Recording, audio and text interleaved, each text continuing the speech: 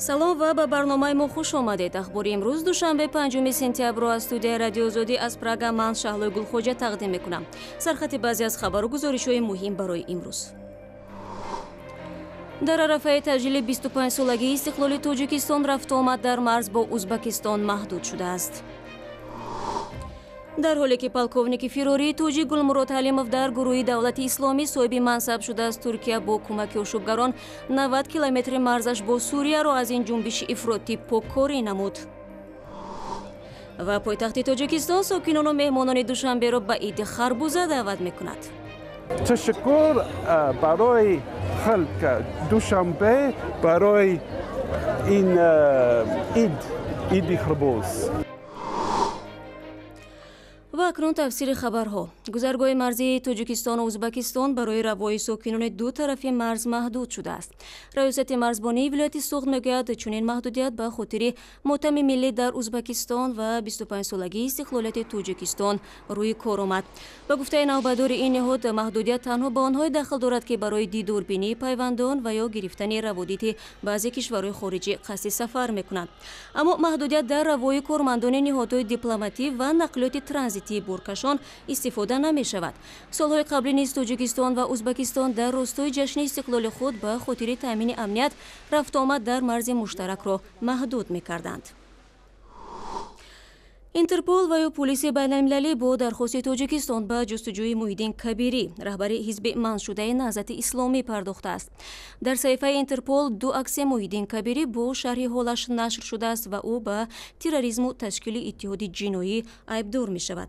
моҳи июли соли равон Рамазон Раҳимзода, вазири корҳои дохилии Тоҷикистон гуфта буд, мақомоти тоҷик расман ба Интерпол барои ҷустуҷӯ ва боздошти Муҳиддин Кабирӣ муроҷиат кардааст. мо бо Интерпол барои боздошту истирдоди Кабирӣ музокирот дорем. Кабирӣ ба дунболи интихоботи парлумонии соли гузашта, ки дар он ҳизби Наҳзати Исломӣ ду курсиашро аз даст дод, аз кишвар хориҷ шуд. вай то замони боздошти амизбонаш дар моҳи сентябри соли 2015 дар Туркия ба сар мебурд. мақомоти Тоҷикистон Муҳиддин Кабириро дар раҳандозӣ ва ҳамдастӣ ба ошӯби Абдуҳалим Назарзода, муовини пешини вазири дифои Тоҷикистон, муттаҳам намуда дар нисбаташ парванда боз кардааст. расонаҳои ироқӣ мегӯянд, Гулмурод Ҳалимов, полковники фирории тоҷик, фармондеҳи низомии гурӯҳи давлати исломӣ интихоб шудааст. ӯ дар ин вазифа Абу Умар Шешониро иваз кардааст, ки моҳи июли имсол дар Ироқ кушта шуда буд.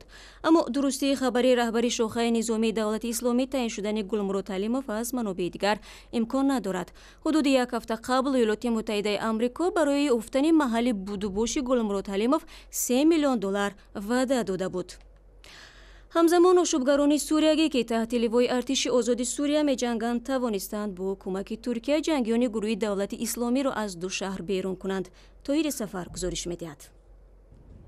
артиши озоди Сурия бо ҳимояти нерӯҳои мусаллаҳи Туркия марзи кишвар бо Туркияро аз ҳузури гурӯҳи давлати исломӣ пок кард. расонаҳои Туркия гуфтанд, акнун ошӯбгарони таҳти ҳимояти кишвар марзи 90 километрӣ дар байни маҳаллаи аҳолинишини ғарбии Азоз ва шаҳри Ҷароблусро зери назорат гирифтанд. дар ин наворҳо, ки рӯзи 4 сентябр дар шабакаҳои иҷтимоӣ пайдо шуданд, ҷангҳо байни ошӯбгарони артиши озоди Сурия ва ҷангҷӯёни гурӯҳи давлати исломӣ дар наздикии шаҳри назди марзии Алрай сабт шудааст. ин шаҳр дар 55 километри ғарби шаҳри Ҷароблус воқеъ аст. қабл аз ин Туркия марҳилаи дуввуми амалиёти сипари Фуротро оғоз кард ва воҳидҳои нави танкиро ба қаламрави Сурия фиристод. Анкара гуфт, ки сабаби вуруди нерӯҳои кишвар ба хоки Сурия пок кардани манотиқи марзӣ аз ҳузури гурӯҳи давлати исломӣ аст. илова бар ин, Туркия умедвор аст бо зери назорат гирифтани минтақаҳои марзӣ аз наздик омадани размандагони курд, ки таҳти ҳимояти Амрико ҳастанд, пешгирӣ мекунад. аввали моҳи август размандагони курд ба соҳили чапи дарёи Фурот рафтанд ва шаҳри Манбиҷ дар 40 километри Ҷароблусро аз дасти гурӯҳи давлати исломӣ гирифтанд. баъдин вазорати умури хориҷии Туркия гуфт, ки дар сурати гузаштани курдҳо ба соҳили рости Фурот ҳадафи нерӯҳои Туркия қарор мегиранд. ҳукумати Сурия ва Амрико амалкардҳои Туркияро беэътиноӣ ба истиқлоли Сурия номида маҳкум карданд. курдҳо мегӯянд, ҳадафи амалиёти Туркия дар Сурия на ҷангҷӯёни гурӯҳи давлати исломӣ, балки худи курдҳо ҳастанд. Каждого периода жизни есть свои приоритеты. در وقتش آدم ها آرزو میکنن که ایره یا میشن. 4 سال 1364 تاجیکستان در یک وضعیت نهایت ناگوار دچار شده بود. همین قشما میگن. بعد استقلالیت گفته یا جدا بیشتی شکست رم در این دوره یاردم هم نمیکنه که.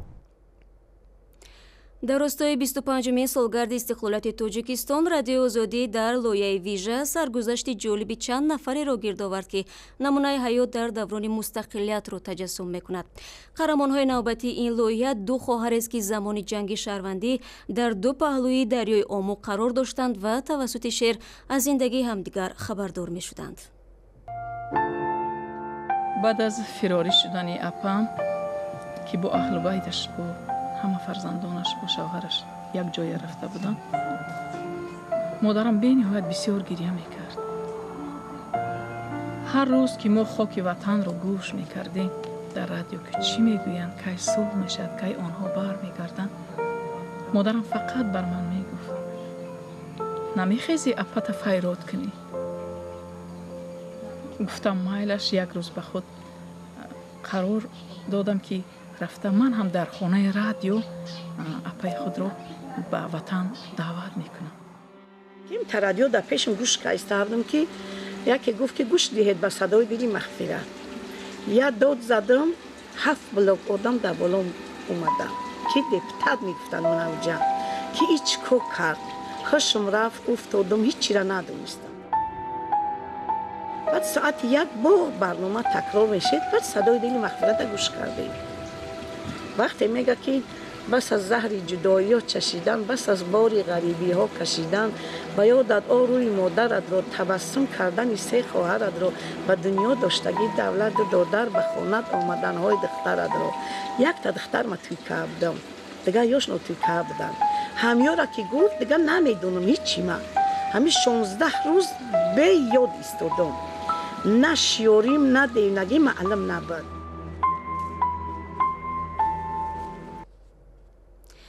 шакли пурраи сарнавишти ин ду хоҳар ва на танҳо аз онҳоро метавонед дар вебсайти мо пайдо кунед ва ҳамчунин дар саҳифаи Озодӣ дар YouTube низ бубинед. раҳми худо доди худоев танҳо варзишгаре ки Тоҷикистонро дар бозиҳои 15-уми тобистонаи Паралимпия намояндагӣ мекунад, ба шаҳри Рио-де-Жанейрои Бразилия сафар кард.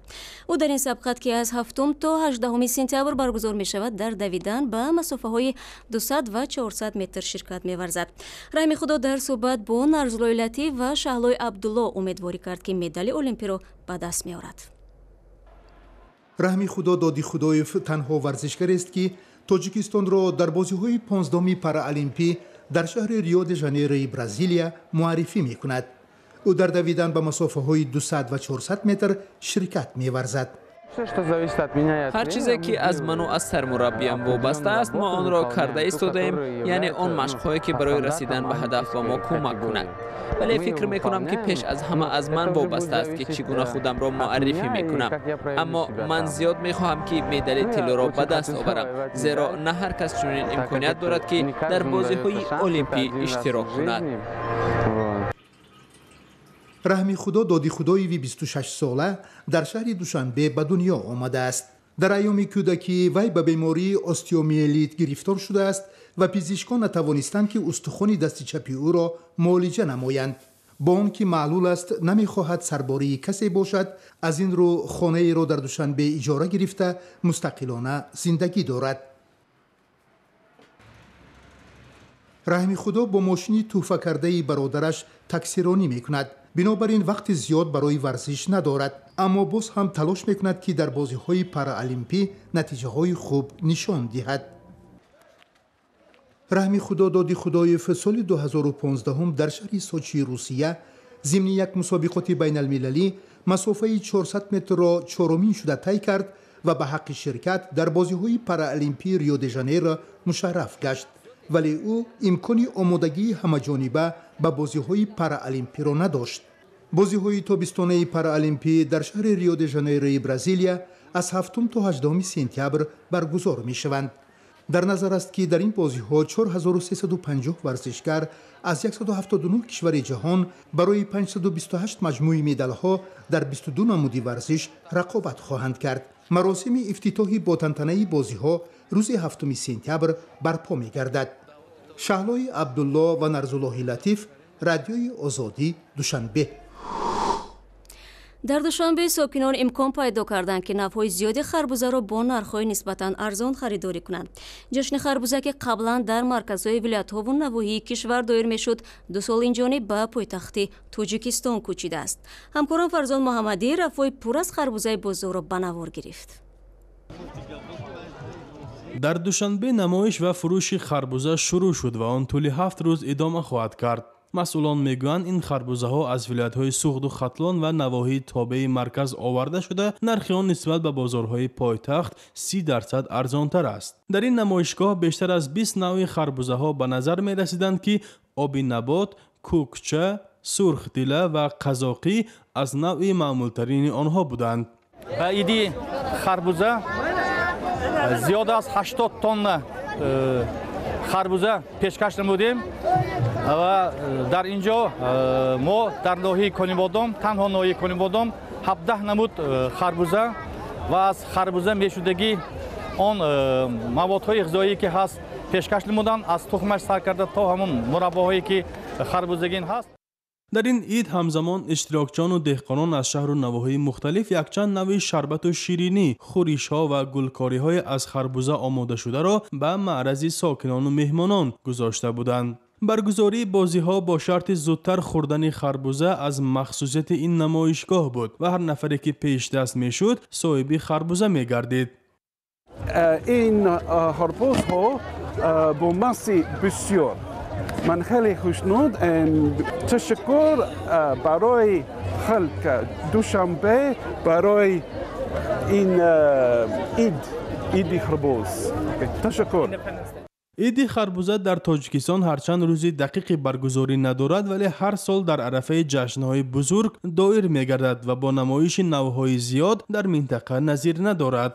مسئولان میگویند این اقدام امسال با سپارش آزاده رحمان رهبری دستگاه پرزیدنت صورت میگیرد و تا آخر این جشن دایره نمایش و فروش این نوع محصولات پالایزی را وسیع‌تر خواهند کرد.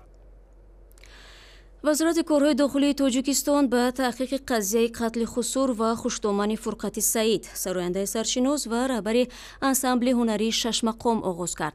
سخنگوی این وزارت گفت زیبونیسو پیرنظروی 84 ساله و محمدبوی پیرنظرف 94 ساله روز 4 سپتامبر از جانب افراد نامعلوم در محل زیستشان به قتل رسیدند و یک ساکن پایتخت در این قضیه گمانبر شده است.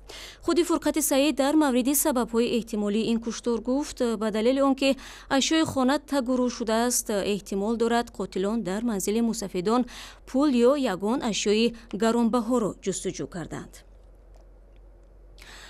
ҳамроҳхон зарифӣ сафири тоҷикистон дар ҷопон ҳамроҳ бо кормандони сафорат парчами тоҷикистонро дар қуллаи Фудзиями насб кардааст. Фудзиями бо 3776 метраш баландтарин қулла дар ҷопон маҳсуб меёбад. Сафорати Тоҷикистон дар ҷопон фатҳи ин қулла ва насби парчами Тоҷикистон дар онро ба ҷашни 25-мин солгарди истиқлолияти Тоҷикистон бахшиданд. Кормандони сафорати Тоҷикистон дар ҷопон танҳо пас аз кӯшиши дуввум муваффақ шуданд қуллаи Фудзиямиро фатҳ кунанд. Ба таъкиди масъулони сафорат ҳафтаи гузашта низ онҳо талош карда буданд ба ин қулла бароянд, аммо шамоли сахт ва борон ба онҳо ин имкониятро надодааст. Фудзияма дар ҷазираи Хонсюи ҷопон дар 100 километрии ҷанубу ғарби шаҳри Токио қарор дорад. ин қулла дар натиҷаи оташфишонии вулқон ба вуҷуд омадааст ва ҳар ҷопонӣ талош мекунад як маротиба дар давоми умраш онро ҳатман фатҳ кунад. ахбори бештар аз ин ва гузоришҳои ҷолибро дар вебсайти мо, саҳифаҳои озодӣ дар фейсбук, твиттер, ютуб ва ҳамзаминаи радиои озодӣ дар телефонҳои ҳамроҳ пайдо кунед.